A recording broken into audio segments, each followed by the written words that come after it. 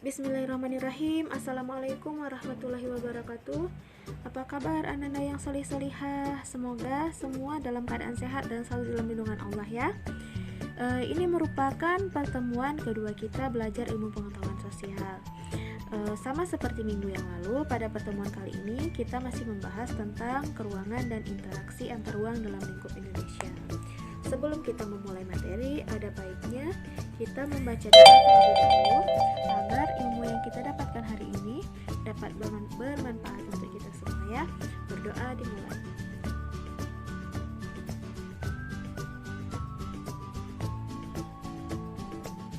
Berdoa selesai. Jadi, Ustazah akan mengulang kaji apa yang dimaksud dengan ruang dan apa yang dimaksud dengan interaksi antar ruang. Jadi, ruang adalah suatu wadah yang meliputi ruang darat, ruang laut, dan ruang udara sebagai satu kesatuan wilayah tempat manusia dan makhluk lain hidup, melakukan kegiatan, dan memelihara kelangsungan hidupnya. Jadi yang dimaksud dengan ruang itu adalah tempat makhluk hidup tinggal melakukan kegiatannya ya. Adapun yang dimaksud dengan interaksi antar ruang adalah peristiwa mengalirnya sesuatu dari satu wilayah ke wilayah lainnya. Hal ini telah Ustazah jelaskan di pertemuan sebelumnya. Sekarang kita lanjutkan. Di dalam ruang ini ternyata ada yang namanya konsep ruang. Ada 3, tempat, lokasi, dan distribusi ruang. Ananda, Ustazah akan menjelaskan satu persatu.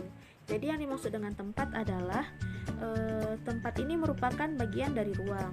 Tempat merujuk pada wilayah ruang tertentu yang mempunyai batas-batas yang jelas dan dikendalikan oleh manusia. Contohnya Kampung Rambutan, Kota Manado, dan Benua Asia. Jadi tempat ini dia bersifat dikendalikan ataupun nama-nama kotanya itu ada yang membuatnya seperti itu ya. Seperti kalau di Takengon ada Kota Takengon. Nah, itu kan ditetapkan dan dikendalikan oleh manusia. Selanjutnya lokasi. Lokasi didefinisikan sebagai posisi sesuatu di dalam ruang. Ketika para ahli ingin melakukan penelitian, biasanya mereka lihat dulu lokasinya, lokasi mana yang akan mereka teliti seperti itu. Di dalam lokasi ini terdapat 2 jenis lokasi, yaitu lokasi absolut dan lokasi relatif. Itu sebentar lagi akan kita bahas. Selanjutnya distribusi ruang. Distribusi ruang mengacu pada luasnya wilayah atau daerah di mana fenomena alam terjadi. Sebagai contoh, di bagian bumi mana kita menemukan hutan hujan tropis, dan contoh lainnya di bagian bumi mana terdapat hujan seperti itu kan, dan di bagian bumi mana terdapat bencana alam, misalnya gempa, longsor, dan lain sebagainya. Kita lanjutkan ke ada yang namanya ruang absolut dan ruang relatif, juga ruang relasional. Yang dimaksud dengan ruang absolut adalah sebagai koordinat eksternal benda atau wadah yang tidak berubah untuk satu peristiwa atau proses. Ruang absolut juga didefinisikan sebagai garis lintang dan garis bujur. Jadi maksudnya di sini adalah letak absolut ini dia bersifat tetap dan tidak bisa diganggu gugat. Nah, seperti misalnya letak Indonesia, dia sifatnya tetap kan dan tidak bisa diganggu gugat. Itu sebentar lagi akan kita jelaskan juga ya. Jadi di sini ada yang namanya garis lintang dan garis bujur. Yang dimaksud dengan garis lintang adalah garis hayal pada peta atau globe yang sejajar dengan garis khatulistiwa. Garis bujur yaitu garis hayal pada peta atau globe yang menghubungkan kutub utara dan kutub selatan bumi. Itu sebentar lagi akan kita pelajari di letak geografis Indonesia. Selanjutnya ada yang dinamakan dengan ruang relatif. Ruang relatif di sini mengacu pada hubungan antara berbagai lokasi. Ruang relatif dinyatakan dalam bentuk dimensi yang menunjukkan tingkat keterjangkauannya dalam konteks hubungan antar ruang. Contohnya, jarak antara kota Jakarta dan Bandung. Di dalam ruang relatif ini juga ditetapkan dengan mengaitkan dengan lokasi yang lain. Biasanya lokasi yang dikaitkan adalah lokasi yang cukup terkenal. Contohnya, Lembah Bakarah terletak di pinggir Danau Toba. Ruang relatif ini juga kita bisa mencontohkan misalnya di daerah Takengon ya. Kita mendapatkan Hotel Renggali gitu kan. Hotel Renggali terletak di pinggir Danau Tawar seperti itu ya. Selanjutnya kita baca tentang ruang relasional. Yang dimaksud dengan ruang relasional adalah ruang yang menjadi bagian intrinsik dari keberadaan kita di bumi. konsep tentang ruang relasional berkaitan dengan kegiatan kita. Contohnya, masyarakat sekarang membedakan antara tempat tinggal dan tempat kerja. Nah, jadi itu penjelasan kita tentang ruang dan interaksi antar ruang. Selanjutnya kita akan membahas tentang kondisi geografis Indonesia. Anda tahu kondisi geografis Indonesia itu apa saja? Sebelumnya kita baca dulu kompetensi dasar dan tujuan pembelajaran kita. Ini masih sama ya Ananda dengan KD dan tujuan pembelajaran kita pada minggu lalu, karena kita masih belajar di bab 1. Ini Ananda nanti bisa membacanya sendiri ya. Ini dia. Jadi letak Indonesia itu ada 3, yaitu letak astronomis, geografis, dan geologis. Yang dimaksud dengan letak astronomis adalah letak suatu tempat berdasarkan garis lintang dan garis bujurnya. Letak geografis yaitu letak suatu negara dilihat dari kenyataannya di permukaan bumi, dan letak geologis yaitu letak suatu wilayah berdasarkan struktur dan komposisi batuan yang membentuk bumi. Itu akan kita bahas. Pertama, sebelum kita membahas letak geografisnya ataupun letak astronomisnya, terlebih dahulu kita sebagai bangsa Indonesia harus tahu luas Indonesia itu ada berapa. Ada yang tahu luas Indonesia? Kalau begitu saya akan menjelaskan. Jadi luas Indonesia itu dibagi menjadi 2, yaitu ada luas daratan dan luas lautan. Luas daratannya ada 1.922.570 km persegi. Luas lautannya 3.257.483 km persegi. Kenapa ada 2 ya Ustazah? Karena Indonesia merupakan negara kepulauan. Dari data dari angka ini juga kita dapat melihat bahwa terdapat perbedaan antara jumlah lautan dan jumlah daratannya. Kenapa? Luas lautannya lebih banyak seperti itu ya, karena Indonesia merupakan negara kepulauan. Oleh karena itu jumlah lautannya ternyata lebih luas daripada jumlah daratannya. Ini dia letak astronomis Indonesia. Anda bisa memperhatikan peta di bawah ini ya. Ini merupakan garis khayal, garis lintang, dan garis bujur. Ustazah akan menjelaskan. Anda bisa melihat garis kuning itu yang berbentuk horizontal ya, atau lurus seperti ini, itu merupakan garis lintang, dan garis putus-putus merah seperti ini, garis vertikal, itu yang dinamakan dengan garis bujur. Anda bisa memperhatikan gambar petanya.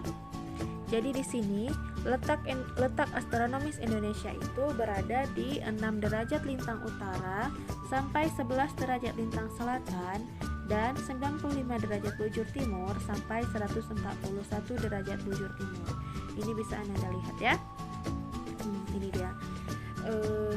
Jadi ternyata terdapat dampak dari garis lintang dan garis bujurnya. Apa saja dampaknya? Kita bahas satu persatu. Karena Indonesia berada di 6 derajat lintang utara sampai 11 derajat lintang selatan, terdapat dampak dari garis lintangnya, yaitu curah hujan yang tinggi di Indonesia, terdapat hutan hujan tropis yang luas, sinar matahari sepanjang tahun, dan kelembapan udara yang tinggi.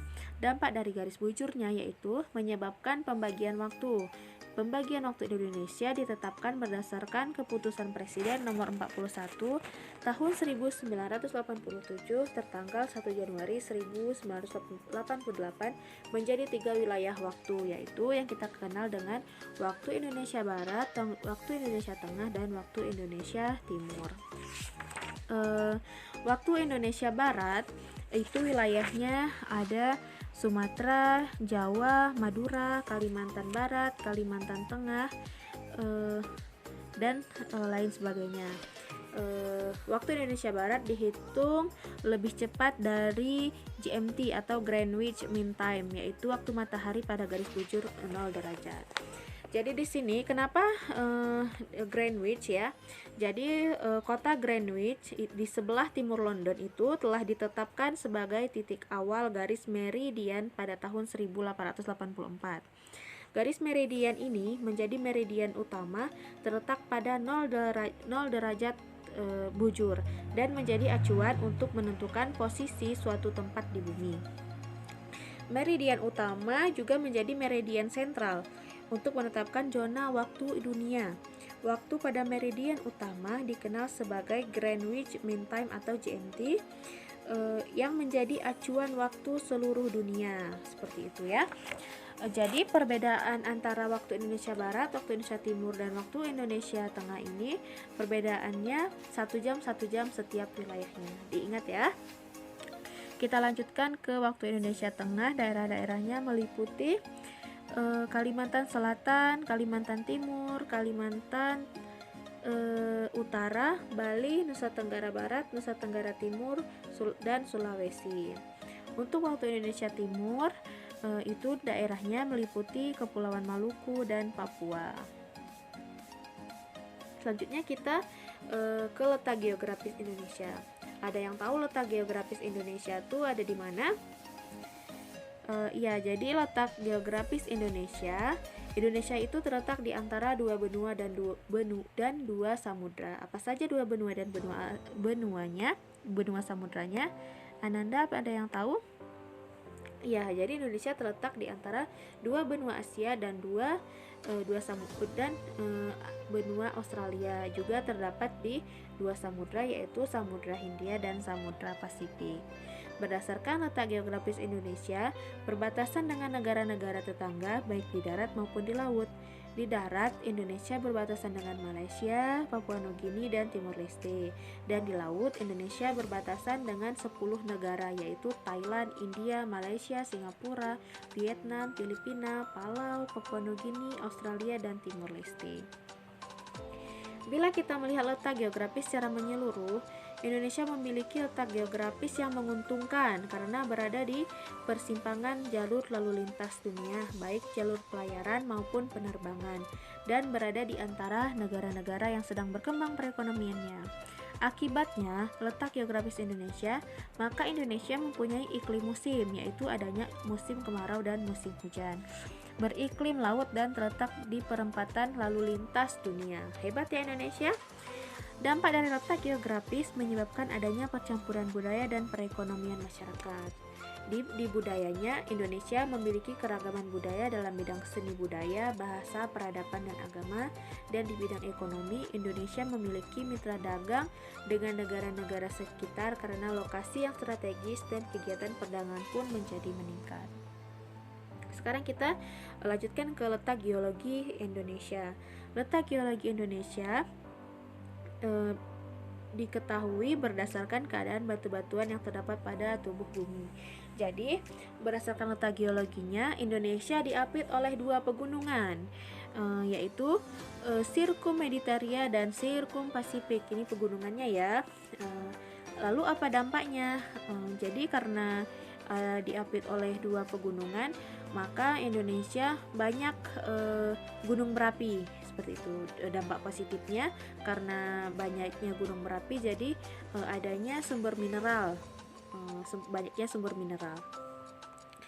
Selanjutnya masih di geologi ya, letak geologinya terdapat 3 lempeng besar, yaitu lempeng Indo-Australia, lempeng Eurasia, dan lempeng Pasifik.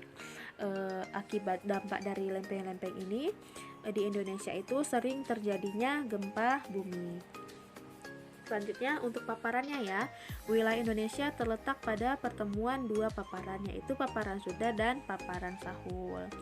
Oke, Ananda bisa membuka Al-Quran, Quran surat Al-A'raf ayat 54 tentang penciptaan langit dan bumi.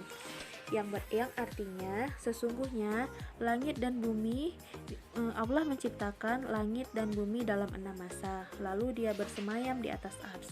Dia menutupkan malam kepada siang yang mengikutinya dengan cepat, dan diciptakannya pula matahari, bulan, dan bintang-bintang, masing-masing tunduk kepada perintahnya. Ingatlah, menciptakan dan memerintahkan hanyalah hak Allah, Maha Suci Allah, Tuhan semesta alam. Lalu Ustazah, apa kaitannya ayat tersebut dengan materi kita? Jadi kaitannya itu adalah Proses penciptaan langit dan bumi itu hanyalah hak Allah.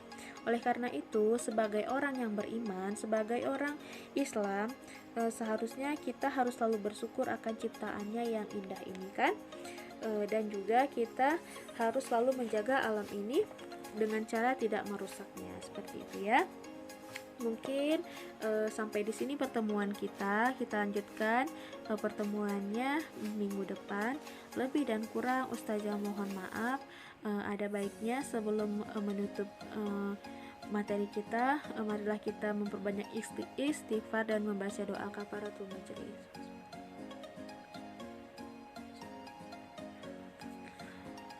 Ustazah akhiri dengan mengucapkan wabillahi taufiq wal hidayah. Assalamualaikum warahmatullahi wabarakatuh. Sampai ketemu minggu depan ya Ananda.